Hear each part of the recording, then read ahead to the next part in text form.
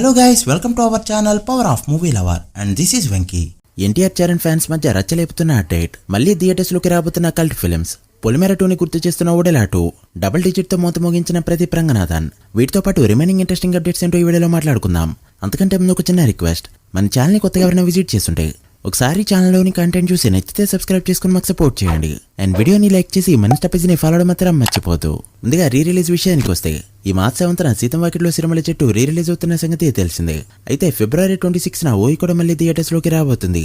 ఇక ఈ శివరాత్రికి పోకిరి మరోసారి థియేటర్లో దుమ్ము లేపబోతుందని చెప్పొచ్చు. ప్రతి శివరాత్రికి మన హీరోల ఫిల్మ్స్ ఆనవాయితీగా వేస్తూ వస్తూ ఉండగా ఇప్పుడు పోకిరి షోలైతే పడబోతున్నాయి. లిమిటెడ్ షోస్ అయినా ఫుల్స్ గట్టిగా పడే ఛాన్సెస్ అయితే ఉన్నాయి.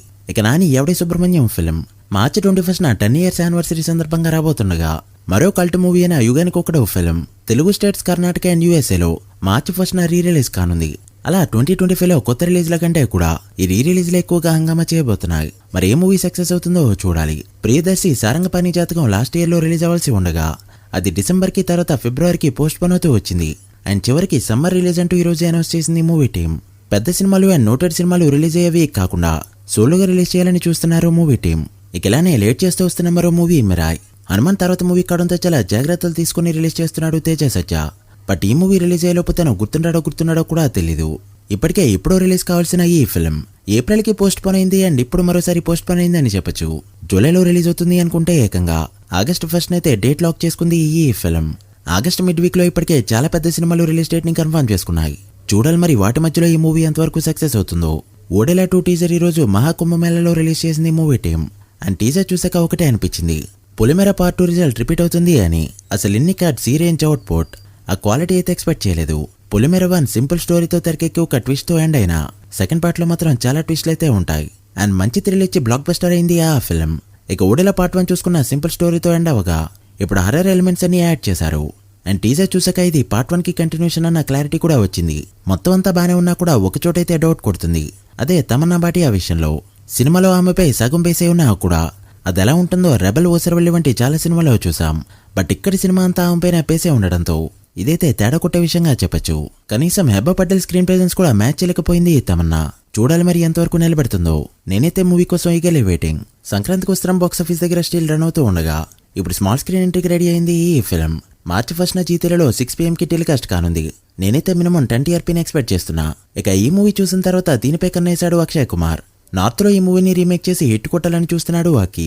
నార్త్ ఆడియన్స్ టేస్ట్ ఎలా ఉంటుందో ఎవరు కూడా గెస్ చేయలేరు. చూడాలి మరి ఈ మూవీ ఎక్కడ ఎంతవరకు వర్కౌట్ అవుతుందో. నిన్న బాక్సాఫీస్ దగ్గర 4 noted మూవీస్ రిలీజ్ అవ్వగా అందులో రామో రాఘవం అండ్ బాపు ఫిల్మ్స్ చాలా లిమిటెడ్ కలెక్షన్స్ ని అందుకున్నాయి. రామో రాఘవం 10 లక్షల వరకు కలెక్ట్ చేయగా బాపు వరల్డ్విడిగా 15 లక్షలు మాత్రమే కలెక్ట్ చేసింది. ఇక జాబిలమ్మ నీకు అంత కోపమా ఆ ఫిల్మ్ ఎక్స్పెక్ట్ చేసిన రేంజ్ లోనే పర్ఫామ్ చేసిందని చెప్పొచ్చు.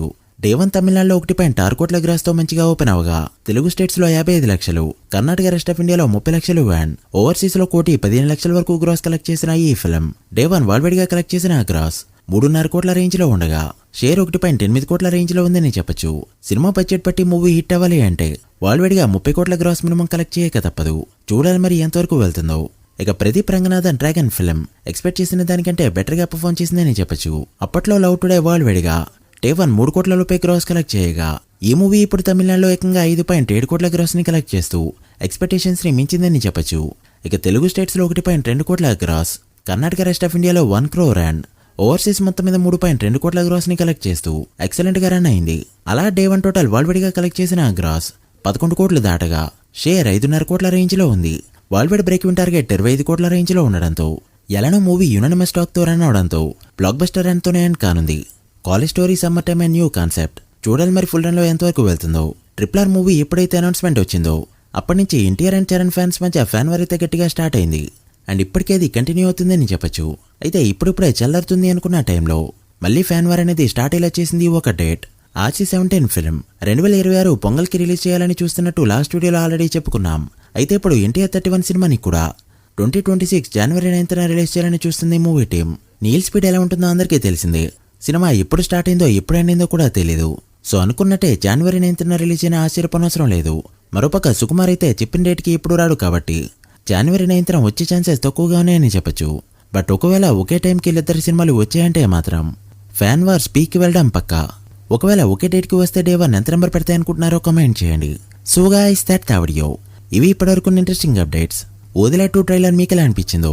RC79 NTR 31 ఫిల్మ్స్ డే 1 ఎంత నెంబర్ పెడతాయి అనుకుంటున్నారో కమెంట్ చేసి, వీడియో నచ్చితే లైక్ చేసి మీ ఫ్రెండ్స్ అండ్ ఫ్యామిలీ మెంబర్స్కి షేర్ చేయండి.